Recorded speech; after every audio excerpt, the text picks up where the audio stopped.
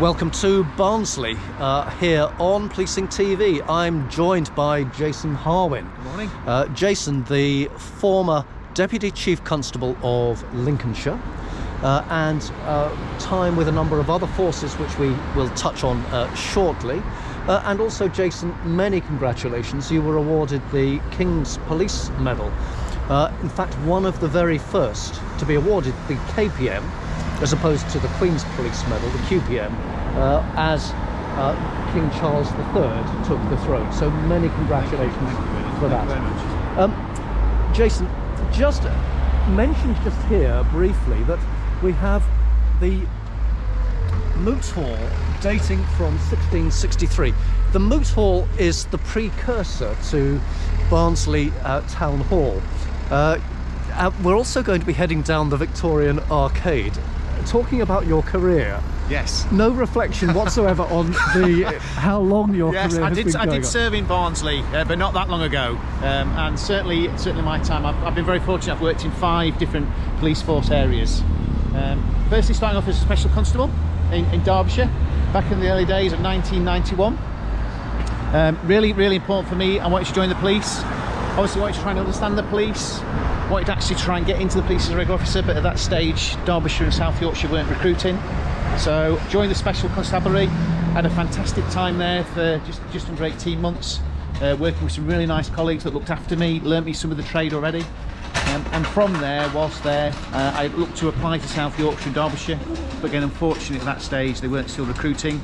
So an opportunity comes to join the MOD police, which is very, very different to the Home Office forces, but actually its purpose is still very much the same. Even though the recruitment process, the training's a little bit different, and you have to carry a firearm, you still learn the legislation, and obviously you need to know the legislation as well. So joined the MOD, got in there within 6 months, really quick, and from there I got posted to AWE Burfield. Met 2 great lads that I ended up sharing a house with for that time I was in the MOD. Stevie up from Scotland, particularly, and ultimately whilst in the MOD there, obviously again learnt some of my trade, again got to know lots of good nice people, got deployed to other MOD establishments at the same time, and then from there, whilst with the MOD, you can guarantee it would happen, South Yorkshire Police then started to recruit, so I had the real opportunity then to come back up north, and certainly then in 1992, December 1992, I can remember it very well, I joined South Yorkshire Police. Went off to Bruges to do my regional training, which was Bruges training establishment. Training centre, it is. So I had it's not the overseas. It's not. You weren't shipped off to Belgium. I can guarantee it's nothing like the Belgian Bruges. So certainly from that side, I had the opportunity to go out and do my training with South Yorkshire. Then came back after done my training. Went to Sheffield, based in Sheffield, from the first part of my service at Ecclesfield, which is north of Sheffield. Did my time there. Obviously, whilst I was there, I went into public order training, so I was a public order trainer for a period of time. So again, throwing bricks at officers, petrol bombs, all that bit, all the nice things to do at times to get officers trained to make sure we could deal with the issues that could occur in our communities. And then whilst there, I then got promoted to sergeant. Again, I went back to Sheffield as a sergeant. I went on the response team for a period of time, and then I got pulled into headquarters to be a staff officer to one of the chief officers. So that was my first experience of being alongside chief officers.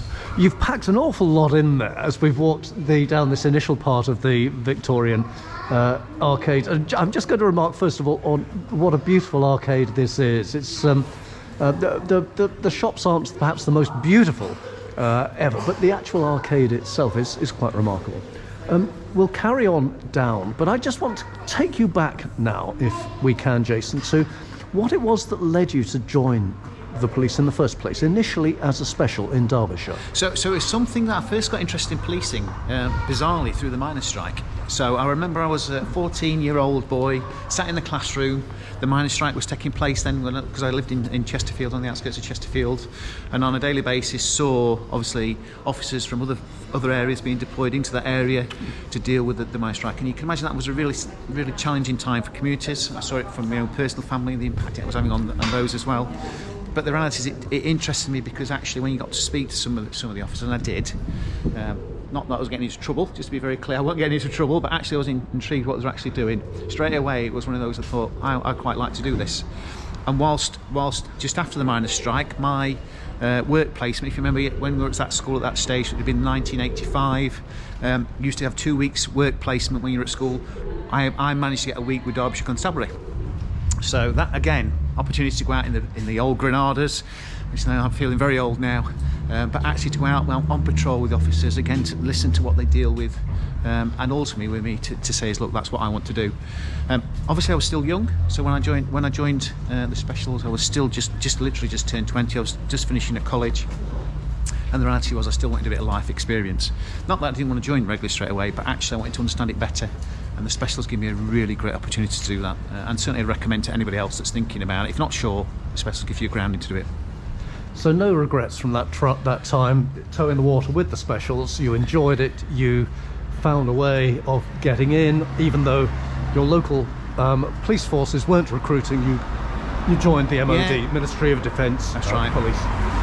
Okay, now a standard line I have at this point in recording as we go to cross the road is that I haven't lost a PolicingTV interviewee just yet, and I don't intend to start now. So let's cross the road quite safely there, fortunately. So your policing career, as we come into this square, I'm just going to spin the camera around to, this is one of the more central points in Barnsley, with Barnsley Market over to your right, our left, and we'll come on to that in one of the later recordings. But if you look back on your policing career, I think, well, as I look back on your policing career, there's one particular part of it, of your earlier career, that reminds me of some really difficult and challenging times where, as we head a little further forward, there were quite some difficulties, is too soft a word in a way, but the events associated with Rotherham and child abuse, very significant times. Tell us something about that time whilst you were serving in South Yorkshire Police, which is the police force for the Rotherham area. Yeah. So I got posted to Rotherham as the area commander, as the chief superintendent, in the so after the Olympics in 2012. And from that time, obviously, right when I arrived there was a review commissioned jointly by the police and the wider partnership, particularly by the council, around the county response to child sex exploitation. So that was led by Alexis J. Again, it's well reported now. Clearly that report came out and quite rightly highlighted a number of failings in the partnership, in individual organisations, including the police service, and importantly recognised that we'd let individuals down, significantly let individuals down, and ultimately let individuals commit crimes that we should never let happen. I think that's well reported. I think it's fair to say the impact that report had on policing, not just in Rotherham or in South Yorkshire, but nationally and internationally now, was significant. Clearly had a massive impact in terms of public confidence in policing, not just in Rotherham, but in South Yorkshire. And at the same time recognised, again, in terms of the partnership, ultimately the partnership was literally disbanded. Obviously commissioners were brought in to take responsibility for the council, and again ultimately trying to rebuild the partnership in terms of the response. Now, certainly from my time there, it is the most challenging time in all my service, even as a chief officer, most challenging time. There was clearly a need for us to recognise straight away that we'd not done it right, and we need to say sorry, and I said that many times, and I'm sincerely meaning that today. There was a need to learn very, very quickly and make sure that was not still taking place in that area, and if it was, making sure we're doing everything we can to identify those responsible. What I certainly did see from it is the impact on community confidence, the relationship with policing significantly changed in that area for a significant period of time, and ultimately took a lot of time and effort across the partnership, working better with communities, and particularly working with those that had been victims and were being victims, because that still occurs today. We can't say it's gone away completely. There was clearly individuals, and I include boys in this as well, that are being exploited, and we've got to do everything we can as a service, as a partnership, and as a society to stamp that out. Yeah, lots of learning, as I said. The important bit for me is we managed to rebuild the partnership. Again, the service that's provided there today is a lot better than it was. But again, as I said, we cannot be complacent. We must continue to do everything we can to address those horrific issues. But importantly, we've got to make sure victims have a voice. And one of the key learnings for me is the victims must have a voice. We've got to make sure we do everything to support that victim to have the courage to come forward and report the horrific crimes. but at the same time making sure we are doing everything we can to make sure it's not tolerated. And that starts with young people to say you should not be treating other people like that as well.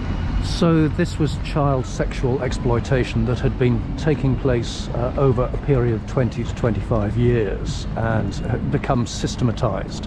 And so a significant part of your work was rebuilding the trust with local communities, was rebuilding the relationships between the different partner agencies in the work that was going on there.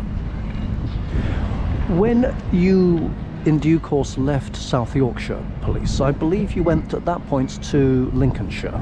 So I went to Cleveland then. To Cleveland, I beg your pardon, to Cleveland, and then on to Lincolnshire. And as at Lincolnshire, you became Deputy Chief Constable there. Tell us about your experiences at Lincolnshire and the role that you took on for the National Police Chiefs Council. So as the Deputy Chief Constable, obviously you're second in command, you're obviously supporting the Chief Constable to deliver against the priorities for the force, again making sure we're delivering against the Police and Crime Plan, PolicingTV's plan. And again, ultimately, you've got the day-to-day running of the force, so you're responsibility for performance, responsibility for standards, ultimately responsibility for the wider well-being and workforce at the same time. And again, it's a big job. Deputy Chief Constables, it's a big responsibility. As I said, you're ultimately number two. The chief, if the chief's not there, you are running the force. You are the face of the force. And at the same time, ultimately, in policing, every force I've been in, whilst the scale of some of the demands, the issues are still the same. It's just the fact that you've probably got more resources in some forces than others to be able to deal with it. That usually correlates to the amount of demand that you've actually got. So certainly from my side there, the day-to-day business was busy. But one of the things I've seen in all my service is the impact on communities around drugs, illicit drugs. And again, we've got to recognise individuals take illicit drugs for different reasons. And I am of the view that if you look at the impact that has on policing and the wider communities, if we actually could sort out some of the issues and support those that need support and get people into treatment, but at the same time really target serious and organised crime to take out those individuals that are exploiting, again, people, whether they be old or young, because it's both. Then ultimately would make a real difference and hopefully make sure our community is safer. So I volunteered to step forward and take on responsibility as the National Police Chief's lead for drugs. I did that for 5 years before I retired in May 2022, and it was one of them that actually I could see where we could make a real difference, both in terms of the prevention and diversion to get people into service better, but at the same time making sure we are focused on everything we can to look at serious and organised crime. Again, recognising that's challenging because whilst there's always people need drugs, the supply of drugs will always come, and it's about how we call that off as a system. Let's pick up in more detail on your work as the NPCC lead for drugs and indeed the wider drugs arena in part 2 of this recording. But Jason Harwin, for the time being, thank you so much. Thank you.